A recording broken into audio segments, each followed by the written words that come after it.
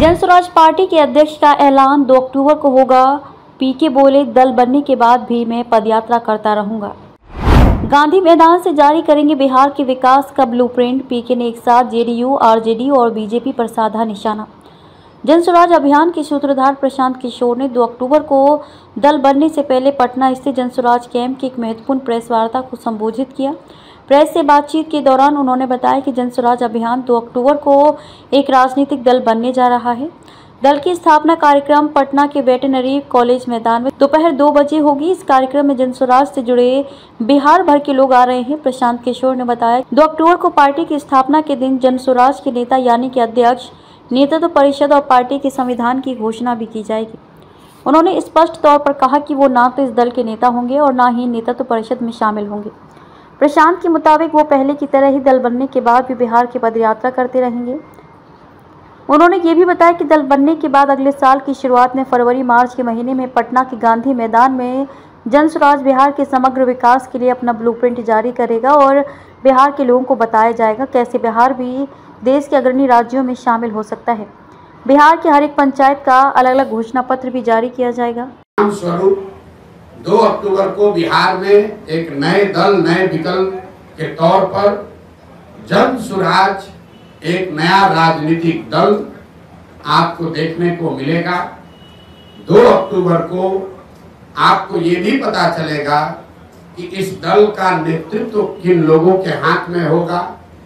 2 अक्टूबर को इस दल के नाम की, इसके संविधान की और इसके नेतृत्व की घोषणा जन स्वराज से जुड़े हुए हजारों कार्यकर्ताओं, साथियों, इसके बनाने वालों के सामने, मीडिया बंधुओं के सामने इसकी घोषणा की जाएगी।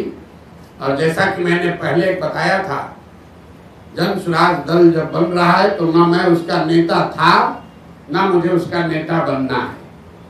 बिहार की जनता ने गांव-गांव में घूमकर जिन लोगों से हम मिले हैं, समाज को मथ कर जिन लोगों को निकाला है, एक प्रयास किया है कि बिहार के सामने ऐसे लोगों का नेतृत्व आप दिया जाए जिसमें प्रशांत किशोर से जो आदमी बेहतर है, जिसकी काबिलियत, जिसका जज्बा, जिसका चरित्र, जिसकी ईमानदारी, जिसके अंदर बिहार को सुधारने का मादा, हर उस व्यक्ति में जिसमें प्रशांत किशोर से ज्यादा है, वो आपको इसके नेतृत्व में दिखेगा। तो 2 दिन और अगर आप इंतजार करेंगे तो आपको पता चलेगा कि 2 अक्टूबर को जन स्वराज की लीडरशिप काउंसिल में किन लोगों का चयन हुआ, किन लोगों को जनता ने बताया, और साथ ही पार्टी के अध्यक्ष की घोषणा भी 2 तारीख को की जाएगी।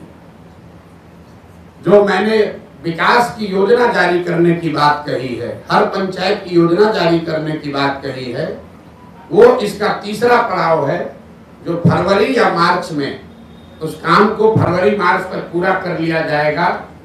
और पटना के गांधी मैदान से आपके सामने, आपके माध्यम से जनता के सामने, बिहार की जनता के सामने बिहार के अगले 10 साल के विकास का, बिहार के हर पंचायत के विकास का मॉडल और पूरा खाका यहाँ पर रखा जाएगा, जिसमें हम सिर्फ आपको ये नहीं बताएंगे कि बिहार से पलायन रुक जाएगा, आपको ये भी बताया जाएगा कि वो पलायन को कैसे रोका जा सकता है, ताकि उस योजना को आप पढ़ें, उसको देखें, उस पर चर्चा करें, उस पर सवाल उठाएं, और अगर आपको उस योजना में विश्वसनीयता दिखे तभी उसको आप अपनाएं। तो ये फरवरी के अंत या मार्च के पहले हफ्ते में पटना गांधी मैदान में जन स्वराज का, बिहार को सुधारने का जो प्रयास है, जो अभियान है। बिहार भाजपा के अध्यक्ष को गांव के 10 लोग नहीं जानते। ऐसे लोगों के सहारे भाजपा बिहार को कैसे जीत सकती है? प्रशांत किशोर ने बीजेपी पर सीधा निशाना साधते हुए कहा, अगर बिहार बीजेपी अध्यक्ष दिलीप जायसवाल को किसी गांव में खड़ा कर दिया जाए तो उन्हें 10 लोग भी नहीं पहचान पाएंगे। ये वही बीजेपी है जो खुद को दुनिया की सबसे बड़ी पार्टी होने का दावा करती है, लेकिन बिहार में उनकी स्थिति दयनीय है। उन्होंने कहा कि बिहार में बीजेपी के पास खुद का कोई मजबूत चेहरा नहीं है। नीतीश कुमार के साथ सरकार बनाकर बीजेपी खुद को डुबो रही है। आज बीजेपी के पास बिहार में कोई स्पष्ट नेतृत्व नहीं है और इसीलिए उन्होंने 43 विधायकों के साथ नीतीश कुमार को मुख्यमंत्री बनाए रखा है। प्रशांत किशोर ने इसे बीजेपी की बड़ी रणनीतिक गलती बताया और दावा किया कि इसका खामियाजा पार्टी को अगले चुनावों में भुगतना पड़ेगा। अगर आप लोग सब पत्रकार हैं, आपको भी बता रहे हैं, अगर 12-15 साल में मोदी जी ने, अगर आपने कोई खबर छापी हो कि मोदी जी ने बिहार के विकास के लिए, बिहार में शुगर मिल चालू करने के लिए, या बिहार में इंडस्ट्रियलाइजेशन के लिए, या बिहार में पलायन रोकने के लिए मोदी जी ने आज बैठक बुलाई है दिल्ली में, आप हमको खबर दिखा दीजिए। और ये सारे प्रयास के बाद हम जन स्वराज का अभियान वापस लेकर एनडीए का समर्थन कर देंगे, आप दिखाइए। लेकिन जिस समाज ने जाति धर्म सब भूल कर मोदी को जिताया, उस मोदी ने बिहार की चिंता नहीं की। बिहार के बर्बादी के जो दोषी हैं वो लालू और नीतीश हैं, लेकिन इसके असली गुनाहगार कांग्रेस और भाजपा ही है। ये क्यों कह रहा हूं मैं? लालू और नीतीश ने बिहार में सत्ता चलाया है। बिहार की जनता ने उनको एक बार जीवन में, लालू जी को 1995 में और नीतीश जी को 2005 में एक ही बार मत दिया। लेकिन लालू जी दंगल राज 15 साल इसलिए चला पाए कि चंद सांसदों के लालच में कांग्रेस के लोगों ने बिहार और बिहार के बच्चों का भविष्य लालू के हाथ में गिरवी रख दिया। और जो गलती कांग्रेस ने की, वही गलती आज भाजपा कर रही है। ये भाजपा वो दल है जो पूरे देश में, इसके लिए हम लोग कहते हैं कि दूसरे का दल को तोड़कर सांसद विधायक खरीद के सरकार बनाता है। बिहार में उसका 80-75 विधायक है, नीतीश का 43 है, लेकिन यहाँ सरकार नहीं बनाया। यहाँ नीतीश को बैठा दिया है ताकि हमको 12-15 एमपी मिलता रहे। तो भाजपा ने भी वही गलती की है जो कांग्रेस ने किया। कांग्रेस ने हम लोग के बच्चों का भविष्य लालू के हाथ में बेचा, भाजपा वाले हम लोग का भविष्य नीतीश के हाथ में बेचे हैं, और परिणाम भी वही होगा। जैसे कांग्रेस सिरे से बिहार में खत्म हो गई, लालू और नीतीश का कुछ भी हो, भाजपा यहाँ सिरे से खत्म हो जाएगी। नेतृत्व ऑलरेडी आप देख रहे हैं, भाजपा बिहार में नेतृत्व विहीन पहले से हो गई है, कुछ नहीं बचा है। भाजपा के जो यहाँ अध्यक्ष बने हैं, हम आपको आपके मन से बता रहे हैं, सुन लीजिए, उसके बाद लेंगे, 1 घंटा बैठे हुए। भाजपा के जो अध्यक्ष बने हैं, बिहार के किसी गांव में चल के खड़ा हो जाए, उसमें से 10% आदमी भी नहीं कह सकता है ये आदमी कौन है। ये भाजपा के नेतृत्व का देखिए स्थिति। जो भाजपा के अभी अध्यक्ष है, उसको बिहार में 10% आदमी पहचानता नहीं है कि आदमी है कौन। अब भाजपा उनके जरिए बिहार सुधारना चाहती है, ये दिखाता है। यही काम कांग्रेस ने किया था, उन्होंने अपने नेतृत्व को खत्म करके लालू के हवाले कर दिया। तो भाजपा ने अपने नेतृत्व को, उसमें भाजपा में भी जो काबिल आदमी है उसको सबको हटा के और ऐसे लोगों को दिया है जो नीतीश का झोला ढोते रहे, उसके पीछे चलते रहे। ट्रिपल एस मतलब शराबबंदी, सर्वे और स्मार्ट मीटर नीतीश कुमार के राजनीतिक जीवन के आखिरी कील साबित होंगे। मुख्यमंत्री नीतीश कुमार पर हमला करते प्रशांत किशोर ने कहा कि ट्रिपल एस यानी कि शराबबंदी, सर्वे और स्मार्ट मीटर नीतीश कुमार के राजनीतिक जीवन का आखिरी कील है। उन्होंने कहा कि शराबबंदी सिर्फ कागजों में है, ज़मीनी हकीकत यह है कि शराब की दुकानों को बंद कर दिया गया है, लेकिन होम डिलीवरी धड़ल्ले से चल रही है। जन स्वराज शुरू से ही शराबबंदी के खिलाफ रहा है और हम मानते हैं कि इससे आने वाला राजस्व राज्य की शिक्षा व्यवस्था को सुधारने में लगाया जा सकता है। उन्होंने जमीन सर्वे के मुद्दे पर कहा कि ये सर्वे गाँवों में झगड़े और संघर्ष की वजह बन रहा है। नीतीश सरकार द्वारा किया गया जमीन सर्वे अगले 6 महीने में हर घर और गाँव में झगड़े का कारण बनेगा और हाल की घटनाओं ने ये साबित भी कर दिया है।